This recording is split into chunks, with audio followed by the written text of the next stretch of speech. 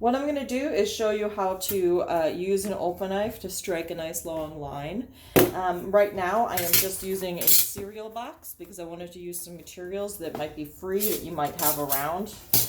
So what I did is I just sliced down the edge of this box and I sliced down this edge of the box. You could pull it apart, but then it sort of shreds in this way, which is not ideal. So now I've got sort of this doubled edge here that isn't very clean. We always want nice clean lines. So what I'm going to do is just take off part of this. And so as you see, I'm pressing down with my left hand, keeping my fingers clear of my knife blade, and I'm slicing straight through. If it doesn't come off, don't try and rip it off because it'll get furry. Go ahead and just draw your knife along the line. And bam, you should be good. With thin material like this, you might be able to get it through on the first try. But if I were to strike a line, say over here on this side, I'm going to show you how to score. So what scoring means is that you run your knife once lightly across the material, going about halfway through. And then you don't move your triangle or your ruler or whatever you have.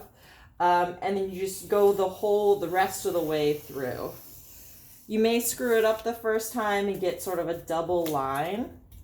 But don't worry about it because you'll get the hang of scoring. Scoring is particularly important when you are using thicker materials. So for instance, a thicker cardboard, like a corrugated cardboard, or what this is, which is mat board. So mat board and illustration board are very similar. Mat board is used for matting photographs, and illustration board is meant for doing illustrations on where you're going to do more ink work or marker work or things like that. This is the bread and butter of what I make most of my sets out of. So you can see something like this I've already cut some kind of arched doorway out of. That's because this stuff holds up really well to paint. So you can cover it in gesso and then paint it, and it's not going to droop and fall over like this is. As soon as this gets wet, it's going to start to distort the shape of the cardboard. So I'm going to show you quickly here what scoring looks like on a thicker material like this. So I'm just going to do a little thin strip. I'm going to go halfway through.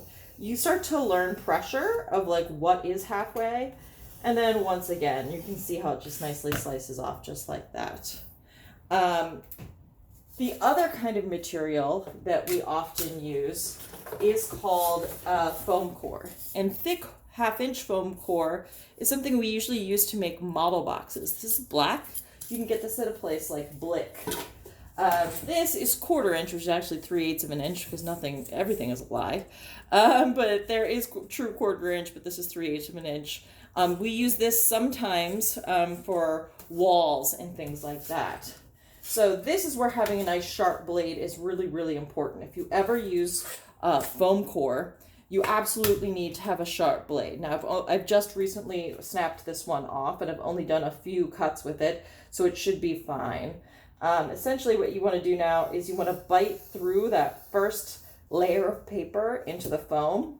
Don't move anything, and then slice again. And if you did it right, you have this beautiful little edge, right, that doesn't have any furry bits attached to it. If there are furry bits, like essentially if the foam has started to crunch in on itself, that means that your blade is not sharp enough.